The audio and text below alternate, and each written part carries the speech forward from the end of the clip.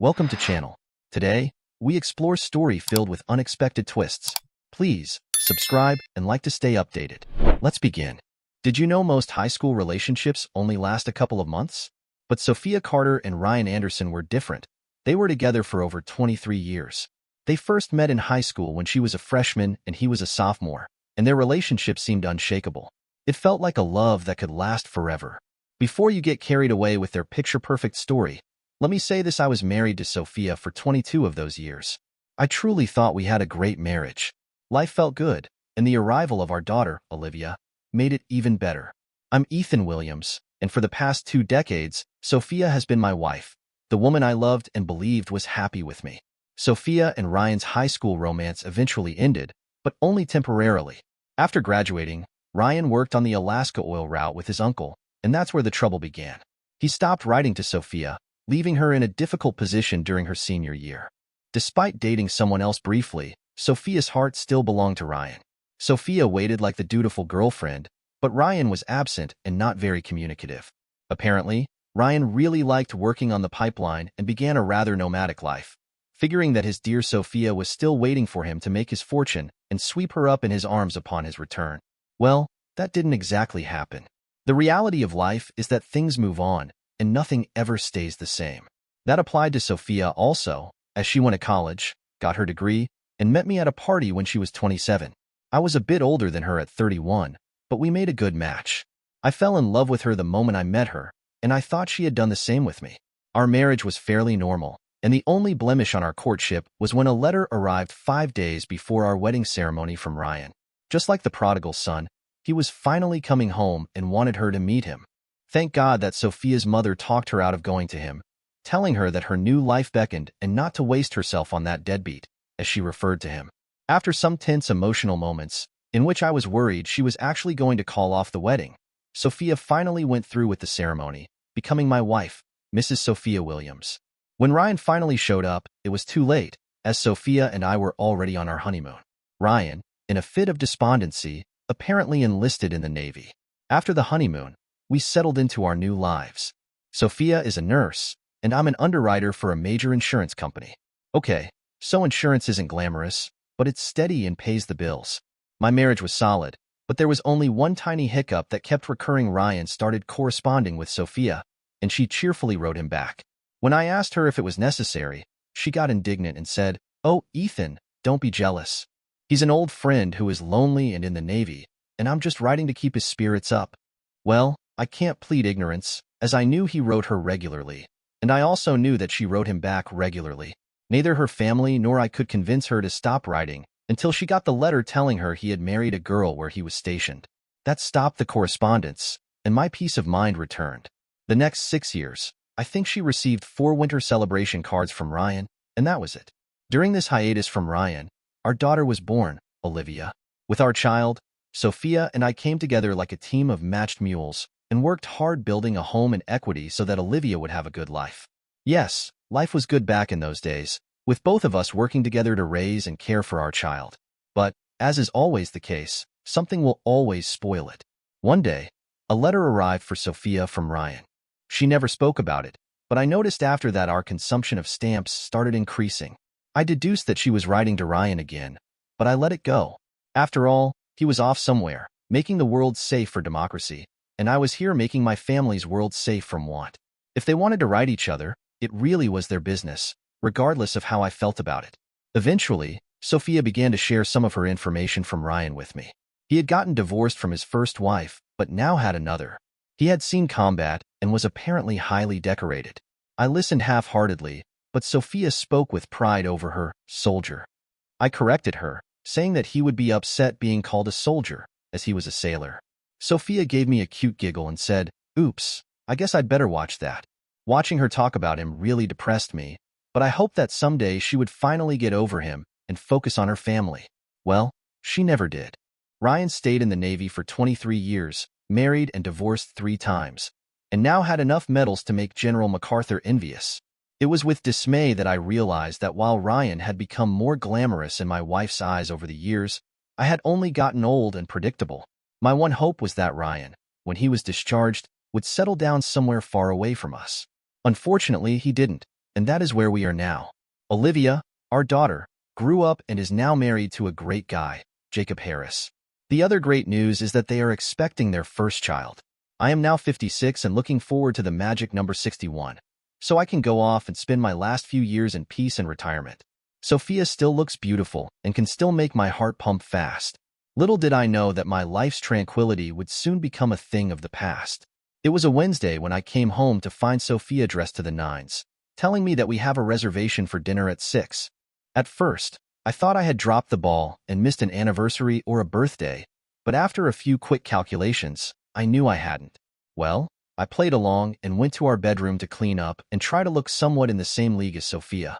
Dinner was superb, and the restaurant was packed, which led me to believe that Sophia had something else on her mind other than just good food. Toward the end of our meal, I looked at her and stated, "Okay, you can drop the bomb now. I'm in a good mood and will not make a scene." One of my quirks is that I will never get mad in public. Being in insurance, you never lose your cool where it can be seen, and it kind of overflowed into my private life. Sophia knew this, and over the years, whenever she had something to say that she felt would upset me, she simply took me out to a public place to break the news. Tonight, I felt it was bad just by the look on her face. 22 years together, and you get to know how to read your mate. Tonight, I was getting bad vibes all over the board, and I just knew it was going to ruin my night. She finally spoke the bad news with trepidation. "Ethan, I think you should know that Ryan is back." I suddenly felt queasy, but I was sure it was not the quality of the food I had just consumed. I stared at her for a few moments, waiting for the other shoe to drop, but Sophia just looked pensively at me. Finally, I broke the awkward silence. "When you say back, do you mean he's on leave?" She shook her head from side to side and very quietly spoke, "No, Ethan, he's not on leave. He's been discharged, and he bought a house 3 streets over from us." With those words, my panic level began to rise, and I quickly interjected, "And he's going to live there with his what? His third wife?" Again, she quietly spoke, "No, he's gotten divorced again, but this time he had to lose some of his pension to her." I tried to quell my anger, but I couldn't, and I said just a little too loud, "Some of his pension?" Some of the patrons nearby us looked at me in surprise. My expletive was not over the fact that Ryan had lost some of his pension to his ex, but that he had moved close to us, and I needed to know his motivation for that. I became more proactive. "Sophia, have you seen Ryan?" Her expression answered my question succinctly. She hadn't even answered when I fired my next question at her. "When and how, Sophia?" She looked a little queasy too as she answered, "He stopped by our house yesterday to let me know that we were now neighbors." My heart was beating like mad, and I pushed on with my interrogation, even while fearing what I may find out. "Did you sleep with him, Sophia?" Again, her face spoke volumes before she rattled out, "I did, Ethan, but it's not what you think." I looked deep into her eyes and almost growled, "What I am thinking, Sophia, is that my faithful spouse has slept with someone other than her husband. Now explain to me how that is not what I am thinking." "I did it because he needed me, Ethan. When he came over, he looked so lost. He is suffering from the PTSD or something, and with the divorce, he needed me terribly, so I try to help him. I love you, Ethan, but I realized that I still love Ryan too." Well, there it was. My wife had slept with Ryan, and he was using PTSD and a divorce as his entrance ticket back into Sophia's heart and to sleep with her. I looked her straight in the eyes and spoke as decisively as I had ever spoken to her in our marriage. "All right, Sophia, damage done. We can move past it and get our lives back, but you can never sleep with him again. Do you understand me?" She looked at me with tears in her eyes as she spoke softly but with determination. "I can't promise that, Ethan. I love him, and he needs me even more than you do." I was shocked to hear those words coming from her mouth, but I was cognizant of the fact that a public restaurant was not the place to air our dirty laundry. I called the waiter over and asked for the check. 10 minutes later, we were in the car and heading home when I pushed it again. "Sophia, how can you sleep with him, knowing that I am your husband? Didn't you mean any of those vows we took together nearly 20 years ago? You remember the part about forsaking all others?" She openly started crying now, and between her sobs, she blurted out, "I'm sorry, Ethan, but he needs me, and we found each other again. I can't bear the thought of losing him or you." I was stymied. What could I do or say that would make her give him up? With anger tinging my voice, I spoke loudly. "Well then, what do you propose? We alternate weekends? He gets you for New Year's. but I get you for winter celebration? Come off of it, Sophia. You can't have two men. She stopped sniffling and looked at me with a strange look on her face. What about a leave of absence, Ethan? Now it was my time to be confused. What the hell are you talking about, Sophia? She warmed to the subject. Look, Ethan, remember about 15 years ago when you took a leave of absence for a year to go back to school and get your master's degree? Well, you went, did what needed to be done, and then came back to your old position and everything was fine. I shook my head in irritation. Sophia, how can you equate my getting a degree that would benefit the company and my family with your liaison with this guy, which only benefits the two of you? At this point, I pulled into my driveway and switched off the engine. Sophia reached out and lovingly touched my face as she made her plea. Ethan, I missed my last year of high school with Ryan, and if I had had that year, we might not be facing the situation we are in tonight. Give me that year, Ethan, and I will get Ryan out of my system, and I promise you I will be the best wife I can for you. I need that time, Ethan, please. I was sad, hurt, shocked, and depressed, and I made the worst mistake of my life by allowing this breach of faith. Okay, Sophia, if that's what you want, you just go ahead and do what you please. But, and this is a big but, don't ask me to sanction this. And just to be clear, for the entire year, I don't want to see you or hear from you in any capacity. Is that understood? I was hoping that the draconian parameters I put on her leave of absence might just check her enthusiasm, but it was to no avail. It appeared that she had not heard a word I said after okay, but she reached over and kissed my cheek, saying only, "Thank you, Ethan. You'll see, you won't regret this." I shook my head and said, "Too late. I regret it already." That night, she wanted to make love to me, but I just couldn't. Thinking about her with Ryan made me sick, and I didn't want to be physical with her. As we prepared for bed, I grabbed my pillow and told her I was sleeping in the guest room. I could see that this hit her hard, and I was glad because maybe now she would reconsider where this leave of absence would lead.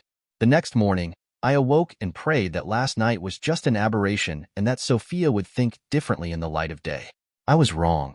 As I came into the kitchen, she was making breakfast and looking like she had just won the lottery.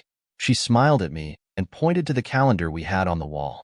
I couldn't help but notice that today was circled with a bold black line. The date August 15th. I sat at the table and thought of the irony of that date. In 1789, the people of France had stormed the Bastille in the name of liberty. Today, I lost my wife to another man. Sophia was almost giddy as she brought me my breakfast.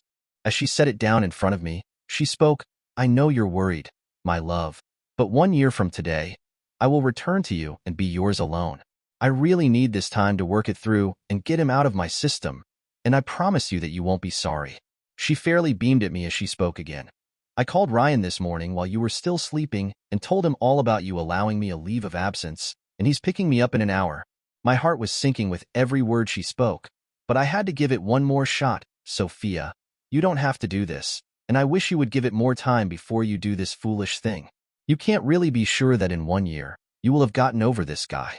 You need to just put him out of your head and work on getting our marriage back on track. I'm asking you to not take a chance on destroying us." She smiled at me as if I was daft, saying sweetly, "Ethan, I know how much you love me by giving me this time.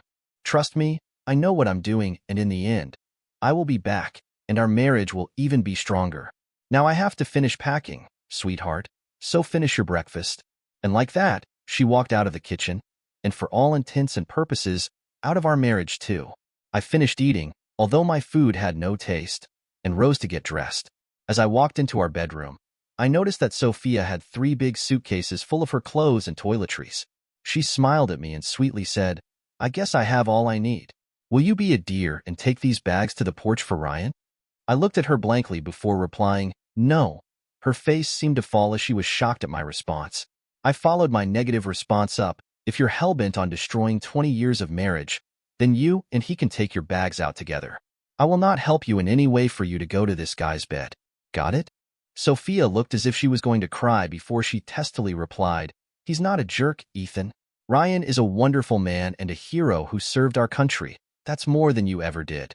I looked away, muttering, "Yeah, he got medals, 3 meals a day, and traveled the globe, while I got to spend 5 days a week in a job to provide for you and our daughter. I guess you're right. It was nothing." Sophia dragged all her luggage downstairs to the driveway and shot me evil looks with each bag she took. Within a few minutes, a car pulled into our driveway, and a man who I can only assume was Ryan got out and began to load up her things from our porch. Sophia called out to him that she would be right there, and then came back inside to see me. We awkwardly stood facing each other, and I broke the silence first. If you are really going to do this foolish thing, remember the ground rules. I don't want to see you or talk to you during this entire year. Is that understood? I think it was starting to really sink into her fevered brain what this might mean, as she meekly replied, I understand, Ethan, but it will work out, you'll see. Remember that you agreed to give me a year. She waited for me to say something, but I was mute. Finally, with a more confused look on her face, she quietly said, I really do love you. She leaned in to kiss me on the lips, but I turned my face at the last second so that she just brushed my cheek. I spoke rapidly, I can't kiss you knowing that you're going to him. She started to tear up and then ran from the house straight into his arms. As I stood in the front door, I watched her kiss him deeply, and rage welled up from deep inside my soul. 2 minutes later, my driveway was as empty as my heart, and I truly realized that my wife was now the woman of another man. I called in sick to work that morning and immediately went to the hardware store for new locks. I worked all morning, replacing the locks in the house and changing the security codes on the alarm system. The good news was that it kept me busy and my mind off of Sophia, but when I was done, the sadness returned like a wave breaking on a beach. Next, I did what any man would do. I unplugged our house phone and proceeded to get gloriously drunk. The bender I was on was really more of a quest for finding relief from the pain I was in over losing Sophia, but it was a bust. My bout with alcohol lasted through Sunday morning. At that point, I ran out of booze, and it was good because I felt like I was going to die physically, spiritually, and mentally. I went to bed and fell into a deep sleep, only to be woken by a pounding somewhere in the house. I woke slowly and stumbled along, trying to find the noise, which turned out to be my daughter, Olivia, pounding on the front door. When I let her in, she looked shocked at my condition and the odor of booze that clung to the entire house. Her first words were, "What the hell is going on, Dad?" I tried to focus. The hammers in my skull were making it hard, but I managed to croak out, "What do you mean?" She looked at me as if I had grown a second head, and at that point, I was wondering if I had too. She grabbed me and headed to the kitchen. "You need some coffee and food, Dad, and then you're going to explain to me what brought this all on." An hour later, with some food in my stomach and coffee in my hand, I related everything I knew about her mother and Ryan. To say she was shocked was an understatement. "Dad, let me get this straight. She wants a leave of absence from your marriage for a year to reconnect with her old high school flame and let the romance run its course." I nodded and replied, "Yep, that's about it." Her next words were the same ones I had been asking myself since Friday. "What are you going to do, Dad?" I looked at her, and the words just seemed to emerge from my lips without conscious thought. "Tomorrow, I'm calling in sick again and going to see a lawyer." She looked sad and began to make excuses for her mother. "I can't believe Mom would do anything like that. Could it be a mental breakdown?"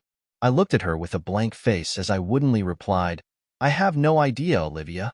She looked at me with a sadness I had never seen on her face before. "I don't know what to say, Dad. I want to tell you to think about it, but to be honest with you, it sounds like your best option." Olivia stayed with me for a few hours more and made dinner for me to eat later. When she left, she kissed me and said again how sorry she was. As she was leaving, I asked, "Why did you show up here today, anyway?" She looked into my eyes. "Mom called and asked me to come by and check on you, but she never told me why or where she was." I nodded like I understood, which I didn't. "Okay, well, thanks and drive carefully, sweetheart." Monday, I did call in sick and also saw a lawyer. The upshot was that, even though a divorce was a slam dunk in my favor for spousal abandonment, and it might preclude her from getting 45% of my retirement, the other assets of the marriage were still fair game. For the first time, I realized that Sophia's year-long absence might be just the ticket to eliminate some of those assets. The next 4 weeks rolled by quickly. I was really surprised how soon I adjusted to being alone. The upside was that I realized I felt like a weight had been lifted from me, as I no longer felt responsible for another human being. The downside was waking up alone and going to bed alone. I didn't see or hear from Sophia until early September. I had stopped in for a few drinks on a Friday at Mason's Tavern, an upscale tavern in our town. I was sitting at the bar when the two of them walked in hand, like two lovesick teenagers. They were so involved with each other that they never even noticed me sitting at the bar. As I watched them, I took particular note of Ryan. He was well-muscled and moderately attractive, and I could see why Sophia was attracted to him.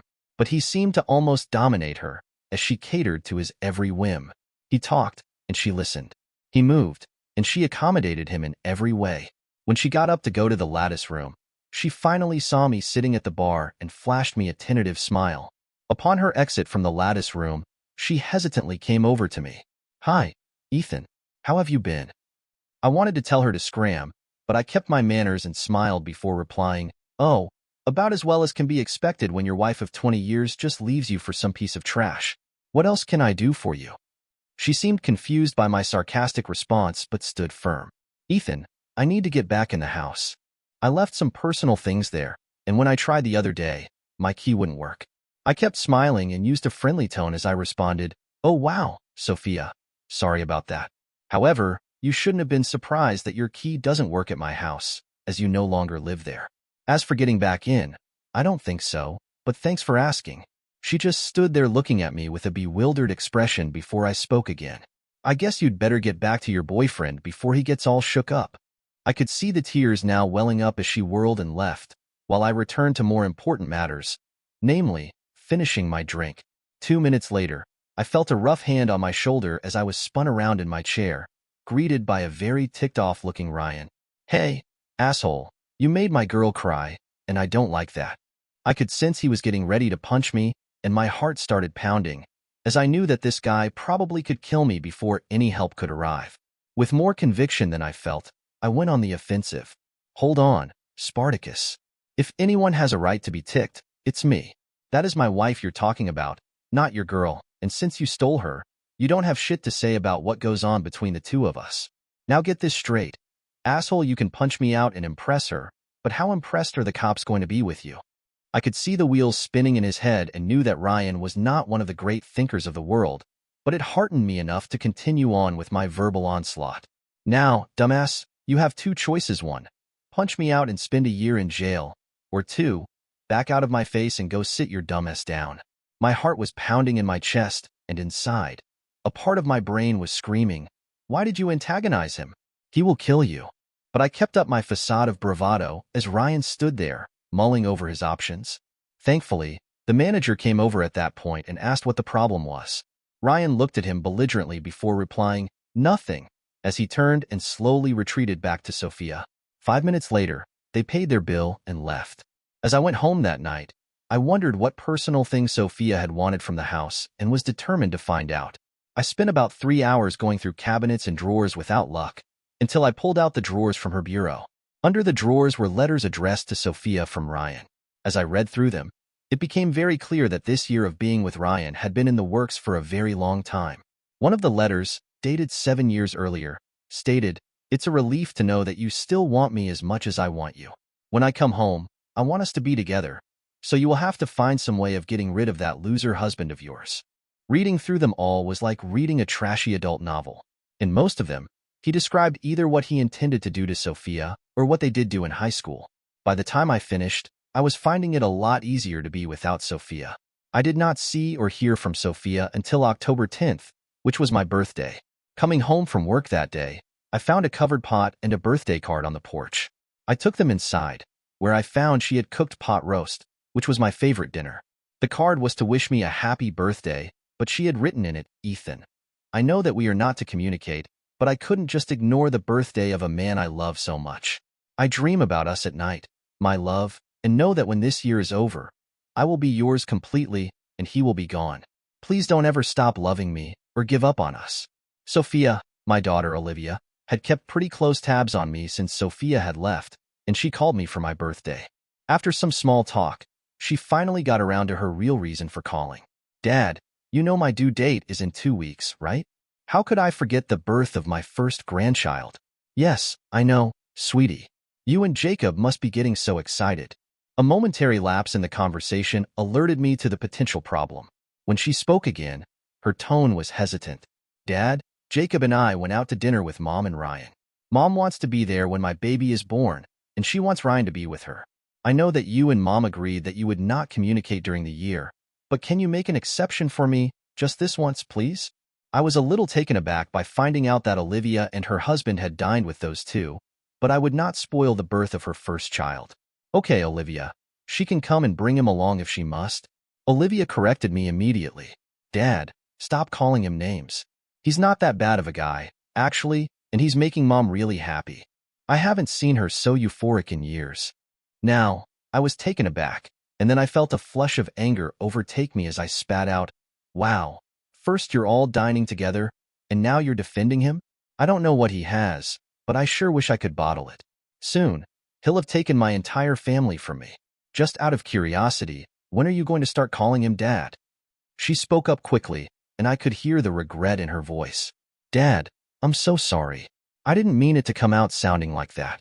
I can imagine how you're feeling, and I really am sorry. I cut off her apology and coldly said, it's all right, forget it. Listen, I have some stuff on the oven that I have to take care of. Be good, okay? She said she loved me and hung up. I guess it was then that I realized that my life would never be the same again and that it was time to start fighting back. First, start liquidating my assets to get my net worth down. Second, get out of my funk and start to get back into the world again. The next few days were busy ones for me. First, I got some advice from my lawyer on what I can do with my assets legally. Check. Next, I got a little self-protection insurance in the form of a taser. I figured the next time Ryan was coming at me, I wouldn't be able to talk my way out of it. Third, I booked a trip to San Diego in October. And fourth, I went online to find a woman around my age who wanted a good man for a stable, long-term relationship. With regards to my assets, I could spend them or give them away, as my wife was not living with me. Apparently, it was up to me how to disperse our assets. The reason I found this interesting was that it gave me quite a bit of leeway in what my future plans would hold. When Olivia delivered her baby, I was at work, and my secretary took the call. The call came from her husband, Jacob, and he was overjoyed to report that I now had a grandson. I congratulated him and told him I would be right there. When I arrived at the hospital, I found out which room Olivia was in and went directly there. As I approached the door, I accidentally overheard her and Sophia talking. Mom, what you're doing to Dad is unbelievably senseless. Do you really want to lose him for Ryan? Sophia's voice was soothing. Don't get excited, Olivia. I'm not going to lose your dad. He loves me too much to ever let me go. Besides, what I have with Ryan right now is magical. It's hard for me to describe it, but every day is just like it was in high school, only better now that we can sleep together. He treats me like I'm his princess, and every night, he curls my toes. I have never had such wonderful sex in my life. I will truly miss it when I go back to your father. Olivia sounded disgusted. Mom, I don't want to hear about you and Ryan's sex life. I admit he is a terrific guy, and you two do seem to fit so well together, but I want my baby to have grandparents who are together, not divorced or bickering. Please, Mom, you have to go back to Dad, and you'd better do it before it's too late. He might be boring and predictable and definitely not in the same league as Ryan, but Daddy will always be there for you. Ryan is a dreamboat without any doubt, but sooner or later, all boats sail. Dad, on the other hand, is a rock. He won't ever leave you if you make this right. Beg him on your knees if you have to, but get him to take you back. She paused for a moment before making an impassioned plea. Mom, don't wait too long, or I'm afraid you'll lose him. Sophia's voice once again showed how deluded she really was. You don't have to worry about your dad and me. When the time comes that I'm over Ryan, he will gladly take me back. Olivia's voice was skeptical. I understand that you think you know Dad, but I've seen and talked to him, and he is definitely changing, and it doesn't seem for the better. He seems bitter and more detached since you left him. Are you really willing to risk 20 years of a good marriage all over being with your high school crush? I had heard enough, so I chose that moment to enter the room and, with a forced smile, called out, Hey, Mommy, congratulations on your new son. You two must be delighted. I went over and hugged Olivia, but pointedly ignored Sophia. I know it was immature to ignore her, but it was getting easier to do in my life. Sophia gave me a dirty look, but Olivia was elated as she asked, Did you see him yet, Dad? I shook my head. No, baby. I came directly up to see how you were doing. Finally, tired of being snubbed, Sophia interjected in a less than cordial tone. Hello, Ethan. How have you been? I looked at her for a moment, replying in a polite but non-committal tone, Good, and then returned my focus to Olivia, asking her about the delivery and the name for the child. At the last question, Olivia's face lit up, and she burst out happily. Jacob and I both agree that we want to name our baby Ethan, after you, Dad. It was at that point that Sophia sullenly left the room, telling us she was going to see the baby. When she left, I took Olivia's hands and held them as the tone of my voice became serious. Olivia, you already know that your mom and I are probably not going to make it. I could see the truth of my words hit her hard. No, Dad, don't think like that. She'll come around soon and be home again. I felt my eyes misting as I continued, Baby, I realize now that I was never enough for your mother, which explains why she continued to write Ryan all these years. I guess something will have to happen soon. Her face registered shock and disbelief. What? I smiled a sad smile. In the next few months, I'm going to start divorce proceedings, after I tidy things up just a bit. She was in tears as she replied, Oh, Dad.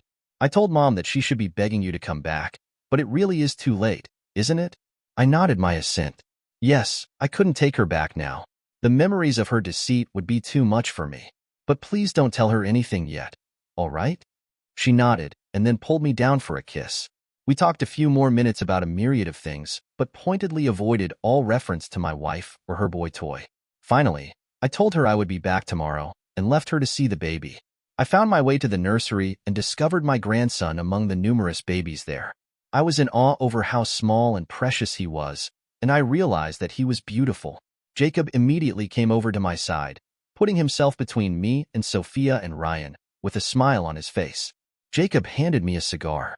Here, Dad, have a smoke to celebrate. I put the cigar in my pocket and clapped him on the back. I'll save it for later, son. Thank you. Looking at my wife and her lover holding hands like two kids made me sick to my stomach. Look, Jacob, I'll come back tomorrow when it isn't so crowded, if you know what I mean. Jacob smiled a knowing smile. I understand completely, Dad, and don't blame you a bit. As I was beginning to leave, Sophia sheepishly called out to me, Ethan, it seems like just the other day we were bringing our baby home, and now it seems so strange that our baby now has one of her own. I don't know where the time went, but it went too soon. I looked at her, still holding hands with Ryan, and replied as noncommittally as I could, Well, Sophia, it looks like you two now have all the time in the world.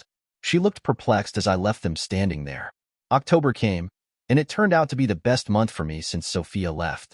I took a trip to San Diego with the intention of playing the tables and losing, as an excuse to draw down our joint assets.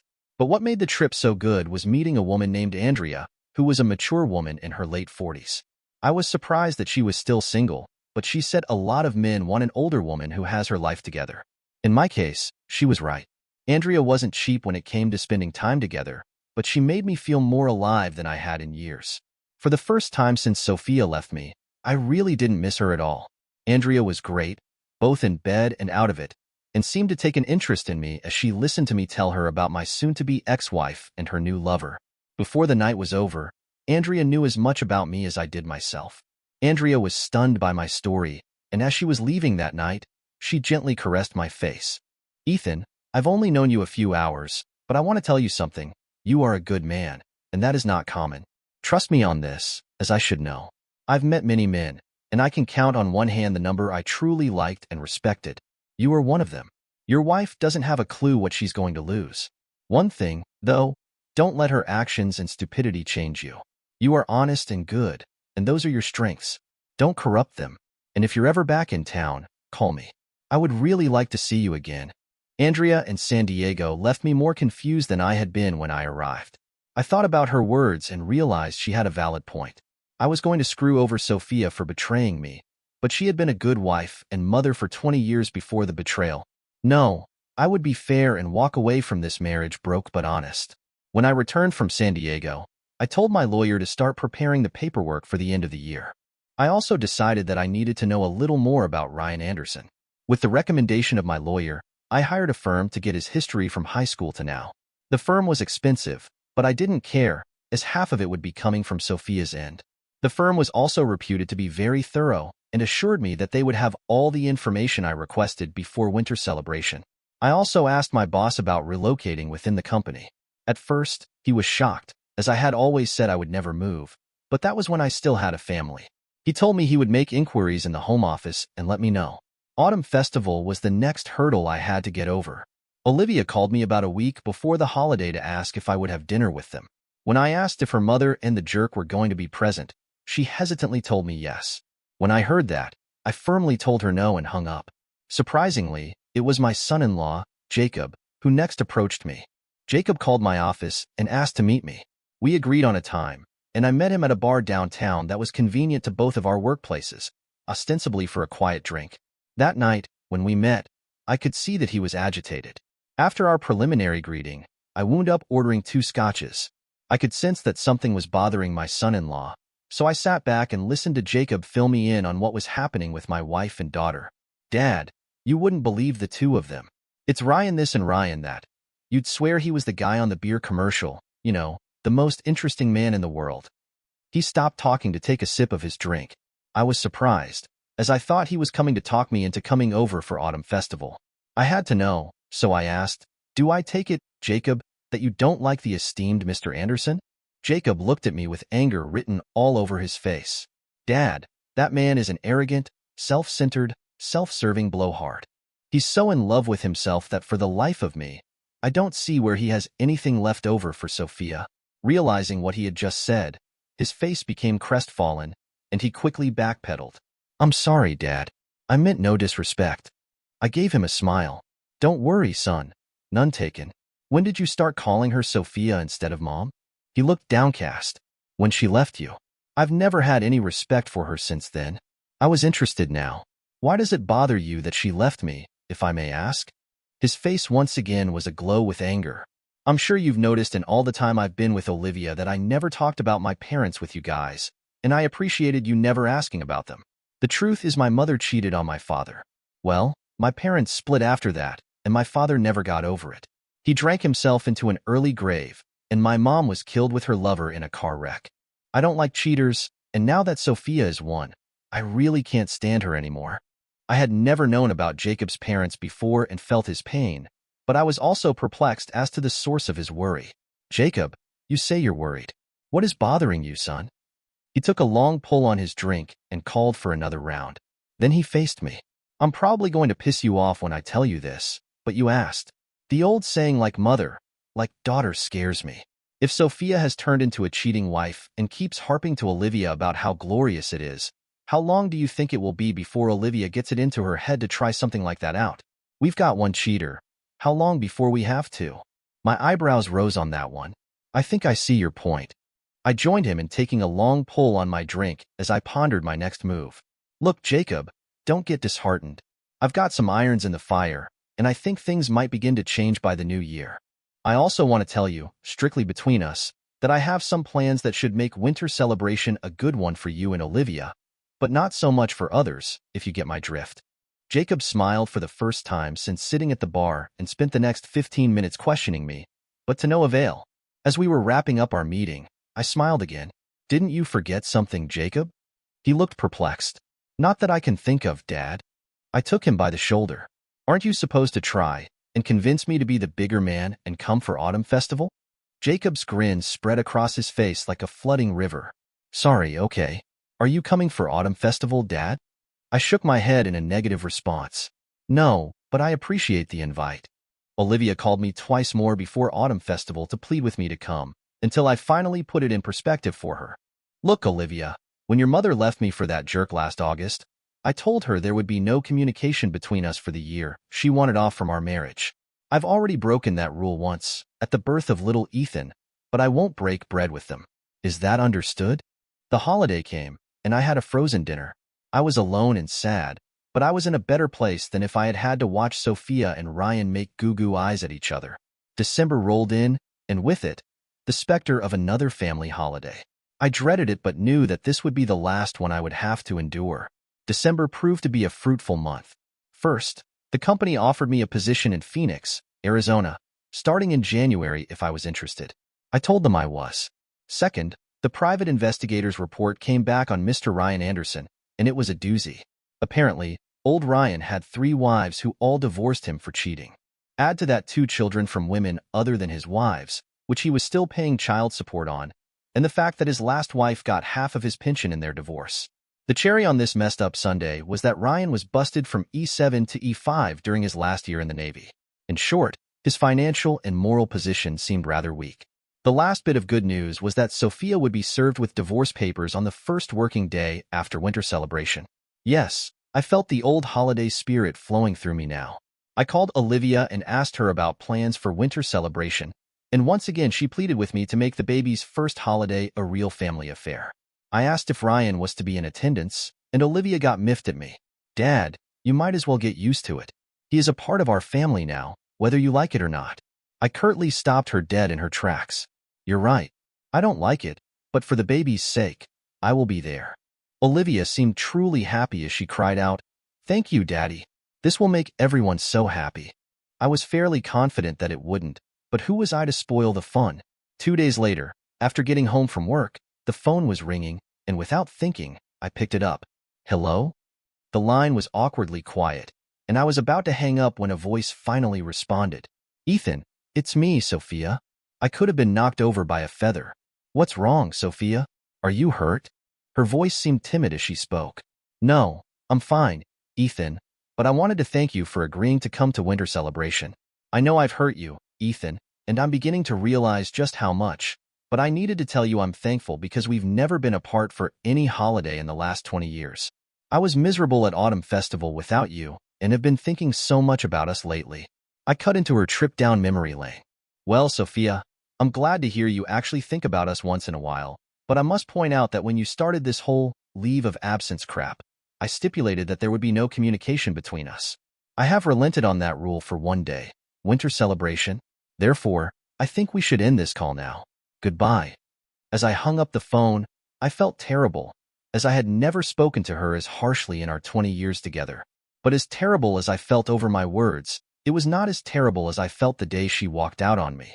The month went slowly, and I got my winter celebration shopping done with plenty of time to spare. I wanted to make sure that I had gifts for everyone on winter celebration day. I also packed up all the things I was taking to my new job and rented a U-Haul to drive across the country. I also talked to a nice woman in my new office, who said she had picked out a couple of very nice furnished apartments close to the office. The good news was that she was going to personally show them to me when I arrived in Spokane. Yes, things were going well for me in December. Winter celebration day. I arrived at Olivia and Jacob's to find that Sophia and her thing had already gotten there.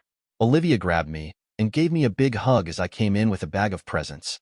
She made a comment about, "What a surprise," and then headed back to continue making dinner. I only smiled, thinking, if she only knew what a surprise. Jacob shook my hand and took my coat as I quickly asked, "Can I see my grandson?" Jacob nodded and told me he was in the nursery for a nap, but I could look in. I snuck in quietly and looked at the sleeping form before me. I felt a river of emotions running through me, knowing that I would soon be leaving him, but I knew I couldn't stay. I felt a movement behind me as Sophia came up silently to stand at my side. I caught the irony of it, that this is where she should have been since August, by my side. Sophia looked over at me and in a whisper said, "We have a beautiful grandson, Ethan."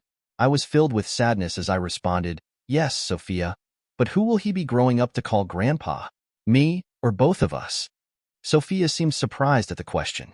"Why, you silly. You're the only grandfather this child will ever have, Ethan." I quietly mumbled, "Let's hope you're right, Sophia," and then I left the room. The next few hours were interesting as Jacob and I socialized while Olivia, Sophia, and Ryan seemed to be in a world of their own. I was disappointed in how quickly my daughter had succumbed to Ryan's charms. Jacob just looked disgusted, but I told him to hang on, as things were going to change tonight. He managed to smile, a twinkle in his eye as he conspiratorially said, "I hope so, Dad. I can't stand this asshole around her much longer. At this rate, he'll be making a play for Olivia soon." Dinner was served, and while the food was delicious, the company was lacking. Again, I did not feel the need to engage in conversation with either my wife or her paramour, and Jacob seemed to be rather reticent to speak as well. The only one who talked was Ryan, as he regaled the women with tales of his courage and fortitude in the face of the enemy. Watching Ryan with his fan club of 2 made me ill. After dinner, Olivia brought the baby into the living room, and we all sat around together. I looked at my family, knowing that this would probably be the last time this familial scene would ever play out. Olivia seemed happy as she excitedly told Jacob to get the gifts. When he brought them in, she handed them out to her mom, Ryan, and me. Sophia got a sweater, Ryan received a gift card, and I got a tie. Useful but boring gifts, much like myself, if my wife and daughter were to be believed. When Olivia and Jacob opened their gifts from Sophia and Ryan, There were smiles and laughter from Olivia, but Jacob acted polite yet distant. When the kids had finished opening their gifts, the room became somewhat silent as they looked to me and my bag of goodies. I finally broke that silence, saying, I want to cap this wonderful day off by giving you all the gifts that you deserve this holiday. I stood up to retrieve the bag I brought and handed Jacob and Olivia a large envelope wrapped in beautiful holiday paper. Olivia ripped the paper off the envelope while Jacob stood by, looking on. As Olivia extracted the papers contained in the envelope and scanned them, she fairly screamed with joy when she realized what it was. Sophia had edged forward on her seat and seemed anxious to find out what the papers contained. Olivia took no time to fill her in by screaming, "Oh, Mom! Daddy gave us your house free and clear. We can now move out of this rental. Isn't that great?" Sophia's face seemed to collapse as she looked at me with concern. "Why did you do that, Ethan? Where are we going to live?" I gave her a reassuring look, which I hoped would quell her fears. "Don't worry, Sophia. I have it all worked out. Here, this is for you." I handed her a card and a small gift box wrapped in festive paper. Her face held out tentative hope as she tore the bright-colored paper and found a bracelet inside the box. As she pulled it out, astonishment written on her face, I spoke, "Look at the inside, Sophia." I had it inscribed. I noticed that Ryan seemed less than happy with my giving her a gift.